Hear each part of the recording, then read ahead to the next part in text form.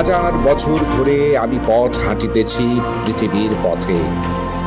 সিংহল সমুদ্র থেকে নিশীথের অন্ধকারে মালয় সাগরে। অনেক ঘুরেছি আমি বিম্বিসার অশোকের ধূসর জগতে। সেখানে ছিলাম আমি আরো দূর অন্ধকার বিদর্ভ নগরে। আমি ক্লান্ত প্রাণ এক, চারিদিকে জীবনের সমুদ্র সফেন।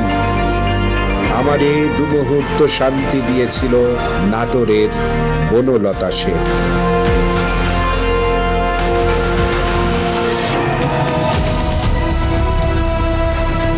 আজকের বিজয়িনী এক অদম্য সাহসিনী, যিনি শুধু কলম হাতে তুলে নিয়েই গল্প বলেন না, নিজের জীবন দিয়েই লিখে ফেলেছেন এক অনবদ্য কাব্য। তিনি দেবারতী মুখোপাধ্যায়, সমসাময়িক বাংলা সাহিত্যের এক উজ্জ্বল নক্ষত্র, যিনি একই সাথে একজন সরকারি কর্মচারী, টেডএক্স স্পিকার, মা এবং লক্ষ লক্ষ পাঠকের অনুপ্রেরণা। মাত্র 34 বছর বয়সেই তার ঝুলিতে রয়েছে 30টিরও বেশি বেস্ট সেলিং উপন্যাস, যেগুলো প্রকাশিত হয়েছে ভারতের শীর্ষস্থানীয় প্রকাশনা সংস্থা এবং আন্তর্জাতিকভাবে হার্পার কলিন্স ও রূপা পাবলিকেশনসের মাধ্যমে। তার লেখা বই শাস্ত্রী, স্বস্তিক সংকেত, ত্রৈলোক্য এবং শিখণ্ডী ইতিমধ্যেই রূপান্তরিত হয়েছে সিনেমা ও ওটিটি কন্টেন্টে। শিখণ্ডী তো প্রকাশের 24 ঘন্টার মধ্যেই কিনে নেয় প্রযোজক সংস্থা। তিনি শুধু একজন লেখক নন, তিনি বাংলার গল্পকে পৌঁছে দিয়েছেন আন্তর্জাতিক প্ল্যাটফর্মে। সানডে সাসপেন্স থেকে স্টোরিটেল, এনএবিসি 2024 থেকে পিভিএলএফ 2024 পর্যন্ত। তার কলমে যেমন সাহিত্যের গাঢ়তা, তেমনি রয়েছে এক বাস্তব জীবনের লড়াই। শরীর ভেঙে দিয়েছিল গুলিয়ান বেয়ার সিনড্রোম, ভয়ঙ্কর এক স্নায়বিক রোগ, যেটা তাকে সপ্তাহের পর সপ্তাহ ভেন্টিলেশনে রেখেছিল। কিন্তু থেমে যাননি দেবারতী। তার দৃঢ় মনোবল, আত্মবিশ্বাস আর জীবনের প্রতি ভালোবাসা তাকে ফিরিয়ে এনেছে শক্তিশালী রূপে।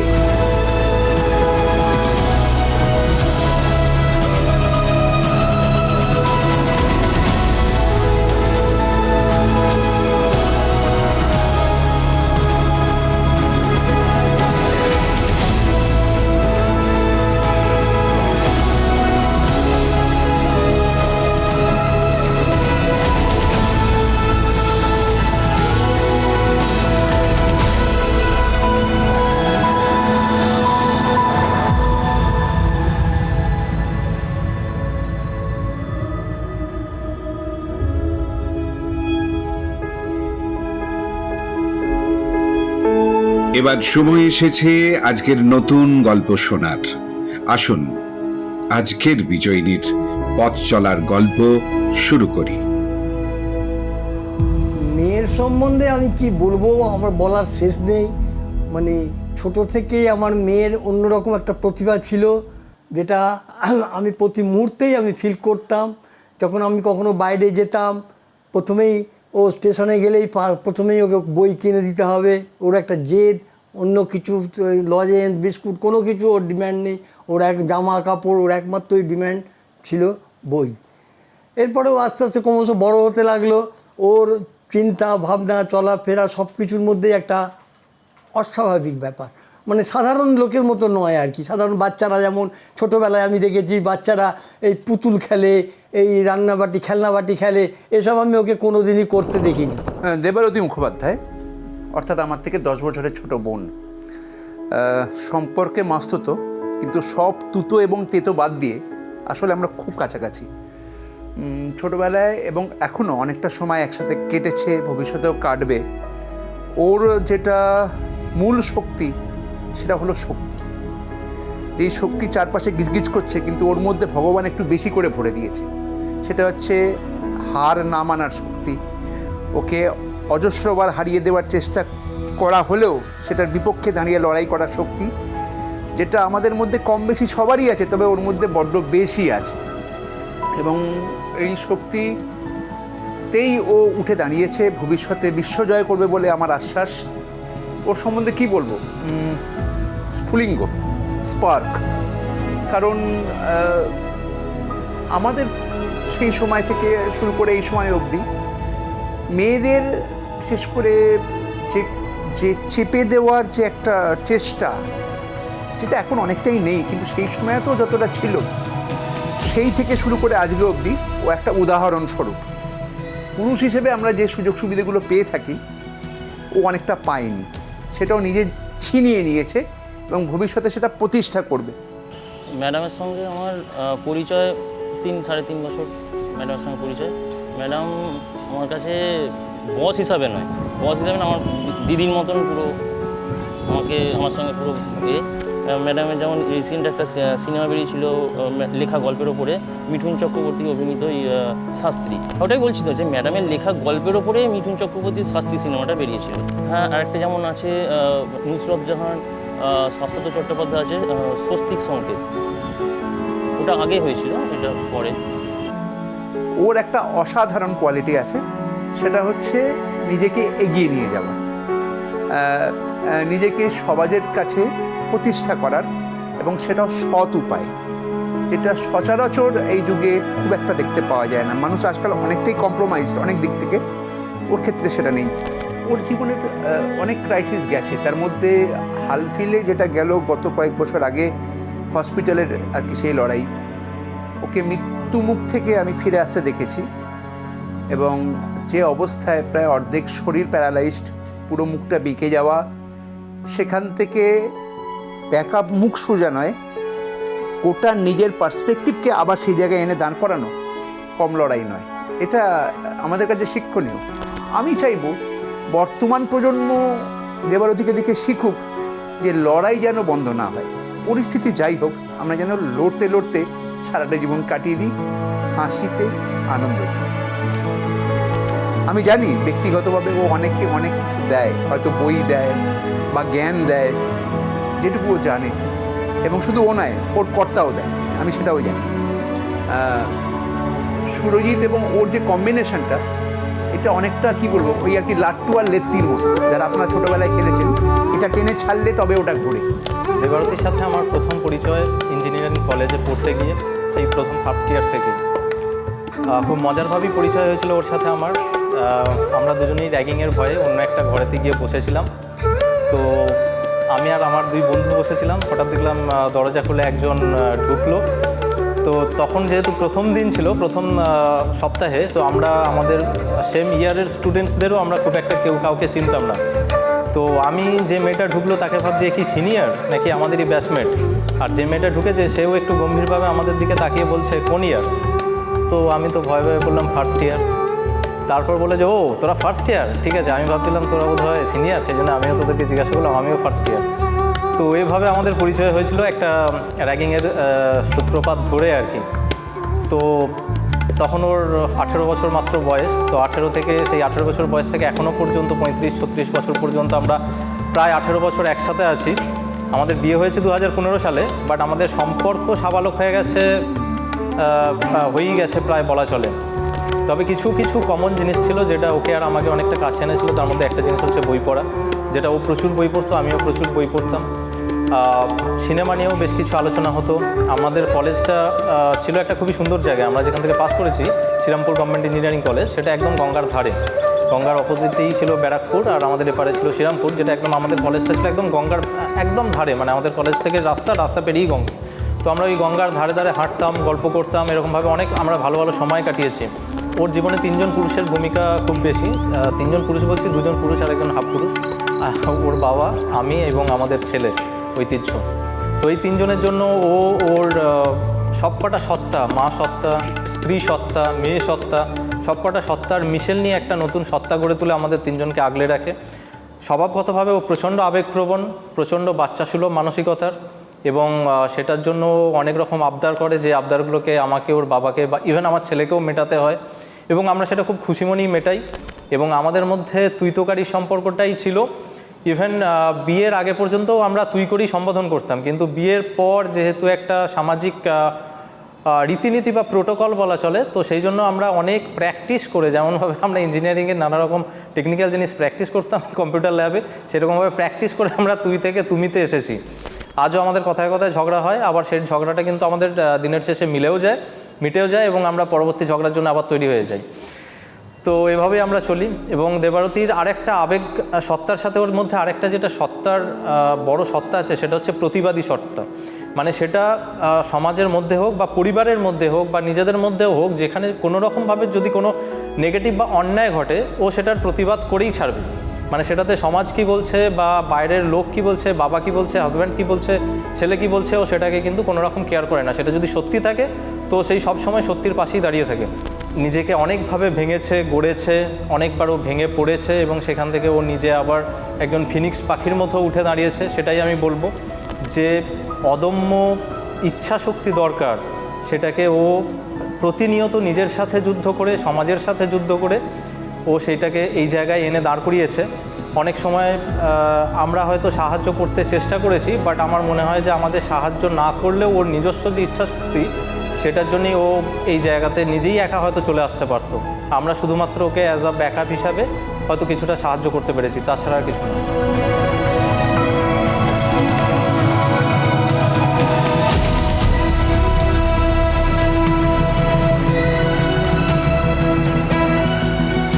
আজ তিনি শুধু একজন পুরস্কারপ্রাপ্ত সাহিত্যিক নন, ইন্ডিয়ান এক্সপ্রেস দেবী অ্যাওয়ার্ড, শৈলজানন্দ পুরস্কার, রবীন্দ্র সম্মান, তালিকাটা দীর্ঘ। তিনি একমাত্র বাঙালি সাহিত্যিক যিনি হিমালয়ান রাইটিং রিট্রিটে ফ্যাকাল্টি হিসেবে পড়ান, আর যার ভাষণ শুনতে চায় রামকৃষ্ণ মিশন থেকে আন্তর্জাতিক সাহিত্য মঞ্চ। তিনি বাংলা সাহিত্যের লিটারেরি স্টার। তিনি সমাজের কাছে এক জীবন্ত প্রমাণ যে একজন নারী সমস্ত বাধা পেরিয়ে একসাথে হতে পারেন একজন মা, একজন অফিসার, একজন সৃষ্টিশীল লেখক এবং একজন পথপ্রদর্শক।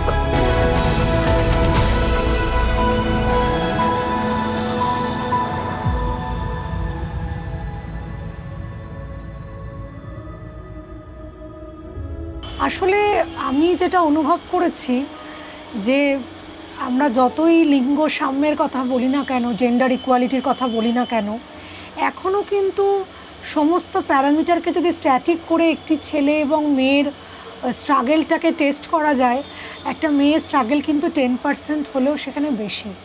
এই ব্যাপারে আমি খুবই ফরচুনেট যে এমনিতে আমি এমন একটি পরিবেশে বা এমন একটি পরিবারে আমার জন্ম হয়েছিল যেখানে কখনোই মেয়ে বলে আমাকে কোনো ডিসক্রিমিনেশনের শিকার হতে হয়নি, বরং বাড়ির জ্যেষ্ঠ কন্যা হিসেবে সমস্ত প্রিভিলেজ বা সব কিছু আমি অনেক বেশি পেয়েছি। কিন্তু তারপরে আমাদের কর্মক্ষেত্রে বলুন বা আমার লেখার জগতে প্রত্যেকটা সেক্টরই ভীষণভাবে পেট্রিয়ার্কাল। মানে আমি লক্ষ্য করেছি সেটা ওয়ার্ক প্লেস হোক, সেটা আমাদের লিটারারি ফিল্ড হোক, সিনেমা জগৎ হোক, স্পোর্টস হোক, একটা মেয়ে যদি সবাইকে ছাড়িয়ে উঠতে থাকে সেটা যেন অনেকেই হজম করতে পারেন না।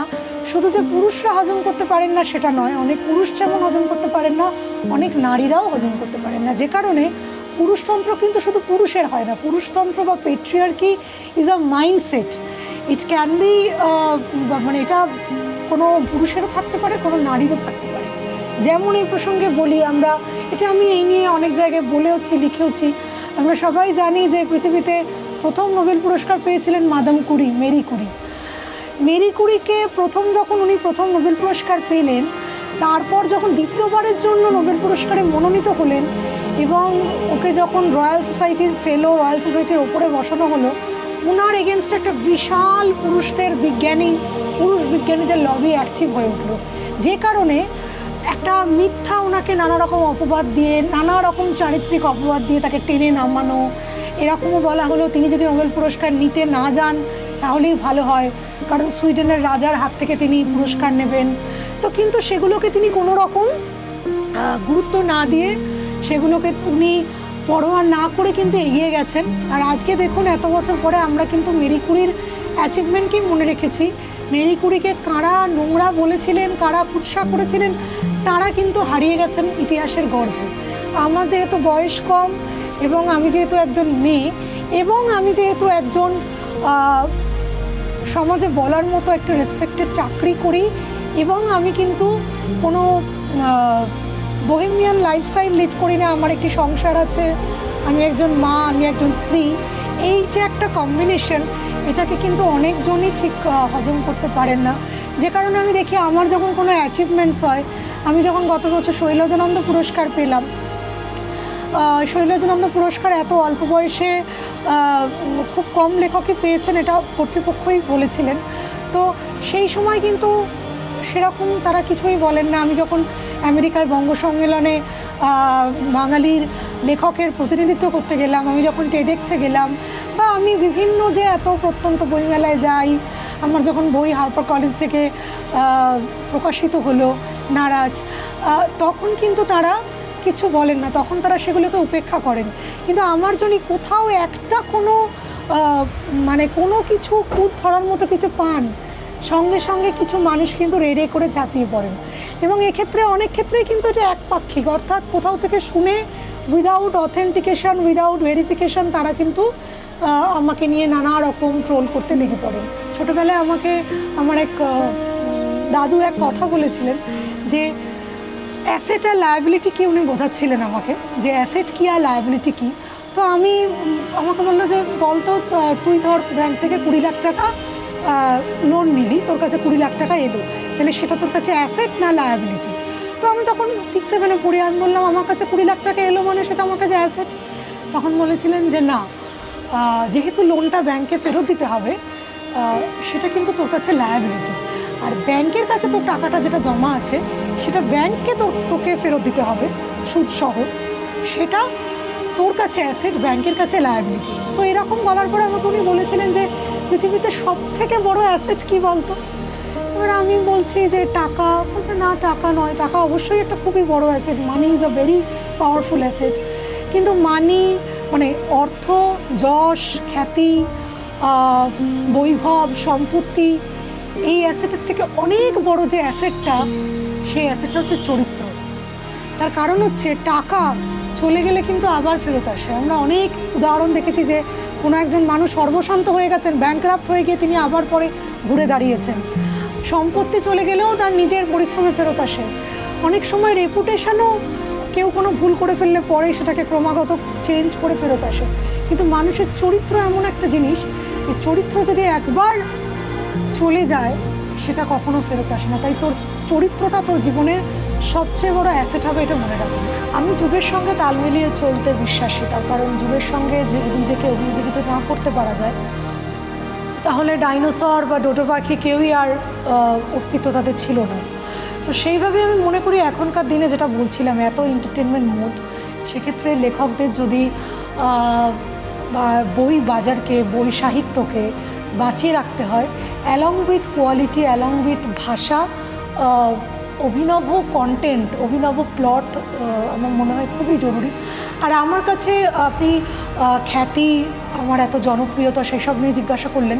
আমার কাছে কিন্তু খ্যাতি, জনপ্রিয়তা, অর্থ এগুলোর খুব একটা, আমি অবশ্যই সেটাকে সম্মান করছি, ভীষণভাবে অনার করছি, আই এম ব্লেসড, বাট সেটার খুব একটা আমার কাছে মূল্যটা আমি এই কারণে দিতে চাই না যেগুলো খুবই টেম্পোরারি। বিশেষ করে আজকালকার দিনে ভার্চুয়াল দুনিয়ায় মানুষ এত বেশি রিউমার্সে, কানে শোনায় বিশ্বাসী যে আজকে যিনি আমাকে ভীষণ গুণমুগ্ধ আমার পাঠক বা ভক্ত, কালকে তিনি আমার সম্বন্ধে কোথাও যদি কিছু শোনেন, উইদাউট ভেরিফিকেশান তিনি কিন্তু আমাকে নিয়ে যা কিছু লিখে দেওয়ার একটা ওনার ক্ষমতা বলুন বা অধিকার বলুন, সেটা রয়েছে। সুতরাং এই খ্যাতি, মোহ, যশ, অর্থ এগুলো খুবই টেম্পোরারি। যেটা পার্মানেন্ট সেটা হচ্ছে আমার নিজের কন্ট্রিবিউশন টু দ্য সোসাইটি, সেটা হচ্ছে আমার লিটারারি কন্ট্রিবিউশন যদি বলি। সেক্ষেত্রে আমার মনে হয় যে এখন আমার বই কত হাজার কপি বিক্রি হচ্ছে, বা আমি কত পুরস্কার পাচ্ছি, বা আমি কত দেশে বিদেশে বা গ্রামে মানুষদের উদ্বুদ্ধ করতে পারছি, তার থেকেও আমার কাছে অনেক বেশি গুরুত্বপূর্ণ হচ্ছে যে আমার লেখাগুলো রয়ে যাচ্ছে কিনা। যেমন আমার 30-এর ওপর বই রয়েছে। আমি এটা সবসময় আমার মাথায় চিন্তা থাকে যে আমার সাম্প্রতিকতম উপন্যাসটা যে ভালোবাসা নিয়ে পাঠক পড়ছেন, আমার একদম প্রথম উপন্যাসটাও এখনও মানুষ পড়ছেন কিনা তা নিয়ে কথা বলছেন কিনা। তার কারণ বই তো কোনো কচুরি নয় যে পরের দিন সকালে বাসি হয়ে যাবে। বই is a long term product, এবং একটা বই তখনই কালজয়ী হয় সেটা যখন অন্তত 50 বছর তার যখন স্প্যান হয়। তো আমার মনে হয় আমার ক্ষেত্রে সর্বোত্তম অ্যাচিভমেন্ট সেটা হবে লেখক হিসেবে যদি আমার মৃত্যুর 5-10 বছর পরেও কোনো পাঠক আমার বই পড়েন, আমার লেখা নিয়ে আলোচনা করেন, সেটাই আমার সবথেকে বড় প্রাপ্তি।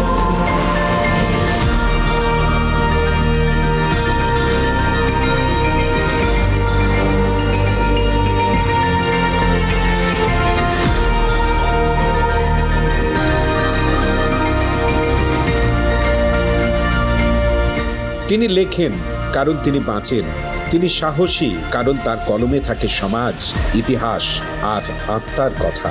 তিনি দেবারতী মুখোপাধ্যায়, সমসাময়িক বাংলা সাহিত্যের অন্যতম জনপ্রিয় লেখক। একদিকে সরকারি চাকরি, অন্যদিকে 20টিরও বেশি বেস্ট সেলিং উপন্যাসের লেখক। নারাজ, ডাকাত রাজা, গ্লানির ভবতি ভারত, শিখণ্ডী, ঈশ্বর যখন বন্দী ও অঘোরে ঘুমিয়ে শিব সবই পাঠক প্রিয়তায় শীর্ষে। তার কর্পোরেট জীবনভিত্তিক উপন্যাস দাশগুপ্ত ট্রাভেলস সাহিত্য একাডেমি যুব পুরস্কারের জন্য শর্টলিস্টেড হয়েছিল 2021 সালে। তার লেখা নারক সংকেত, রণরেখিনী, শিখণ্ডী ইতিমধ্যেই পর্দায় রূপ পেয়েছে, ওটিটি হোক বা বড় পর্দা। একজন সরকারি অফিসার, সফল লেখক, মা, অ্যামেচার ভায়োলিনিস্ট এবং ভ্রমণ পিপাসু। দেবারতী যেন এক আধুনিক রূপকথার চরিত্র। যে গল্প সে লেখে, সে গল্পে সে বাঁচে। তিনি নিয়মিত লিখে চলেছেন বাংলার বিভিন্ন সাহিত্য পত্রিকায়, পাশাপাশি স্বেচ্ছাসেবী হিসেবে গাইড করছেন সরকারি চাকরির প্রস্তুতি প্রার্থীদের। তার সাহচর্যে যেমন সাহিত্যের সুবাস, তেমনই থাকে বাস্তব জীবনের সঠিক পথের দিশা। আজকের প্রজন্মের কাছে তিনি এক অনুপ্রেরণার নাম। অ্যাকচুয়ালি টেড বিশ্বের অন্যতম বৃহত্তম মোটিভেশনাল স্পিকারদের প্ল্যাটফর্ম, এটা একটা ইন্টারন্যাশনাল প্ল্যাটফর্ম। তো এরকমই টেড একটা মঞ্চ, সেখানে 20 মিনিট, 18 থেকে 20 মিনিটের একটা স্পিচ দিতে হয় ইংরেজি ভাষায়, এবং সেটা ওনারা ওদের পুরো গ্লোবাল যে চ্যানেল সেখানে ব্রডকাস্ট করেন। এবং আমি সেটা গত বছর যাই, গত বছর ফেব্রুয়ারি মাসে আমি যাই, এবং সেটা ওনারা জুন জুলাই করে সেটা ওনারা ব্রডকাস্ট করেন, পাবলিশ করেন। তো গোর্কি সদনে আমাদের একটা খুব বড় পুরস্কার বিতরণী অনুষ্ঠান হয়। তো সেখানে অনেক দিকপাল ব্যক্তিরা ছিলেন, সৌমিত্র চট্টোপাধ্যায়, সুনীল গঙ্গোপাধ্যায়, বিভাস চক্রবর্তী, আরও অনেকে ছিলেন। তো আমাকে মনে আছে আমি যখন প্রাইজ নিচ্ছি, প্রচুর প্রাইজ পেয়েছিলাম, মানে ওনাদের মেমেন্টো, অনেক বই, আরও অনেক আমার মনেও নেই ঠিক, আর অনেক রঙের সেট, অনেক ব্যাগ, আরও অনেক কিছু, বিভিন্ন প্রচুর স্পন্সর ছিল সেই অনুষ্ঠানটার, প্রতিযোগিতাটা। তো আমাকে সুনীল গঙ্গোপাধ্যায় জিজ্ঞাসা করেছিলেন তুমি বড় হয়ে কী হতে চাও। আমি তখন বলেছিলাম যে আমি বড় হয়ে লেখক হতে চাই। সেটাতে উনি খুব খুশি হয়েছিলেন এবং উনি আমার মাথায় হাত রেখে আশীর্বাদ করেছিলেন। তো তখন ফ্লিপকার্ট প্রথম শুরু হয়েছে, ফ্লিপকার্টে তখন শুধু বই দেওয়া হতো। তা আমি তখন ওই চেন্নাইতে বসে ফ্লিপকার্টে সেই সময়টা অর্ডার করি সুনীল গঙ্গোপাধ্যায়। তার আগে অব্দি সুনীল গঙ্গোপাধ্যায়ের আমি কিশোর মনস্ক সব পড়েছি। তো সেই সময়টা পড়তে শুরু করে আমার একটা জীবনে একটা জার্ক লাগে। আমার মনে হয় যেটা আমি কী পড়ছি, মানে এইরকম লেখা তুমি কখনো পড়িনি। তারপর সেই সময় প্রথম আলো, মানে আমাকে এমন একটা আমার মধ্যে একটা গভীর ছাপ রাখে। আমার মনে আছে আমি অফিসে কাজ করতে করতে ট্রেনিংয়ের সময় আমি পড়ে যাচ্ছি। আমার তখন মনে হলো যে আমি যদি কোনোদিনও লিখতে শুরু করি, সেই সময় তো আমি লিখতে পারবো না, কিন্তু তার যদি 1% আমি লিখতে পারি, সেইটা হবে একজন অনুরাগীর কাছ থেকে একজন লেখককে সব থেকে বড় ট্রিবিউট। আমার ব্যক্তিগত জগতে তো আমি মেয়েদের এটাই বলবো যে B your self, be true to your self. তুমি যা সেইটাই তুমি নিজেকে দেখাও। তোমার কোনো দায় নেই নিজেকে একটা দশভুজা প্রমাণ করা। তোমার তো 10টা হাত নয়, তোমার দুটোই হাত। দুটো হাত নিয়েই তুমি যা করার করো। আর দ্বিতীয় কথা হচ্ছে অলওয়েজ যাই করো না কেন জীবনে, দুটো জিনিস সবসময় মাথায় রাখবে। এক হচ্ছে ফোকাস। জীবনে আমরা আমি মনে করি যে মানুষ হিসেবে জন্মানো এখনও এটা একটা খুব বড় পুণ্যের কাজ। আমরা তো অন্য কোনো প্রাণী হিসেবেও জন্মাতে পারতাম, আমরা কিন্তু সব থেকে উন্নততম প্রজাতি হিসেবে জন্মেছি। মানুষ হিসেবে যখন জন্মেছি, এমন একটা কিছু করে যেতে হবে যেটা আমাকে মানুষ হিসেবে সেই জন্মানোটাকে সার্থক করে। অনেকে নারী স্বাধীনতার সঙ্গে উশৃঙ্খলতাকে, বেলেল্লাপনাকে গুলিয়ে ফেলেন। বেলেল্লাপনা, উশৃঙ্খলতা এগুলো না পুরুষেরও একচেটিয়া নয়, নারীরও একচেটিয়া নয়। এগুলো একটা নেগেটিভ জিনিস। সেগুলোকে গ্লোরিফাই করাটাও খুব বোকা, এবং সেগুলোকে পুরুষের একচেটিয়া হিসেবে দেখানোটাও খুব বোকা। বিশ্বাস করি আপনি যদি নিজের সৎ থাকেন এবং আপনি যদি মনে করেন যে স্রোতের বিপরীতে হাঁটবেন, অনেকে আপনাকে নিয়ে অনেক কিছু বলবে, কিন্তু তাতে সেগুলো কিছু থাকবেও না এবং তাতে আপনার কিছু যায় আসে না, কারণ আপনি সত্যের সঙ্গে রয়েছেন। আমাদের যে স্রোতের সঙ্গে চলে কিন্তু একমাত্র মরা মাছ, স্রোতের উল্টো দিকে চলেই কিন্তু জ্যান্ত মাছ। স্রোতের সঙ্গে মরা মাছ হয়ে তো লাভ নেই। গর্বের সাথে, এটা আমার অহংকার নয়, এটা আমার গর্ব যে সারা পশ্চিমবঙ্গে, সারা ভারতবর্ষে, সারা পৃথিবীতে আমার প্রচুর পাঠক আছেন যারা আমার নাম দেখে বই কেনেন, আমাকে ভালোবেসে বই কেনেন। আর আমার মনে হয় একটা লেখকের সবথেকে বড় শক্তি হচ্ছে তার পাঠক। যতদিন আমার পেছনে এত হাজার হাজার পাঠক রয়েছে, ততদিন আমি কোনো কিছুকে ভয় পাই না। কোনো কিছু গোষ্ঠী এখন নানা রকমের, বাঙালিতে এমনি কাঁকড়ার জাত, ক্র্যাব সিনড্রোম, শত্রু প্রকাশক, লবি, বিভিন্ন ফেসবুক গ্রুপ যারা নিজেদেরকে একটা মনে করে যে তারা লেখক বানাবে, তারা লেখক ভাঙবে। আমি কোনোদিনও কারোর সঙ্গে কোনোদিনও নিজে থেকে আমি বা কখনো তাদের কোনো উত্তর দেওয়া বা শত্রুতা করিনি, কখনো তাদেরকে অসম্মানও করিনি, কখনো তাদেরকে তৈলমর্দনও করিনি। তা আমার মনে হয় যেদিন আমার প্রোডাক্টিভিটি শেষ হয়ে যাবে, সেদিন আমি মানবপ্রস্থে চলে যাব। আমি একটা পাহাড়ে বা একদম সব কিছু থেকে দূরে একটা কোনো জায়গায় নিজেকে শিফট করে ফেলবো এবং সেখানে আমি একটা খুব শান্তির পিসফুল লাইফ কাটাবো সমাজের সঙ্গে, সমাজের ভালোর জন্য। এইটুকু।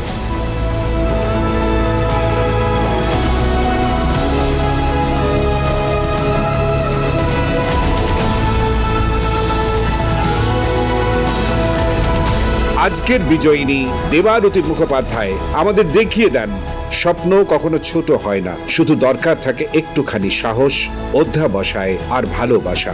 তিনি শুধু লেখেন না, তিনি আমাদের ভাবতে শেখান, লড়তে শেখান, বাঁচতে শেখান।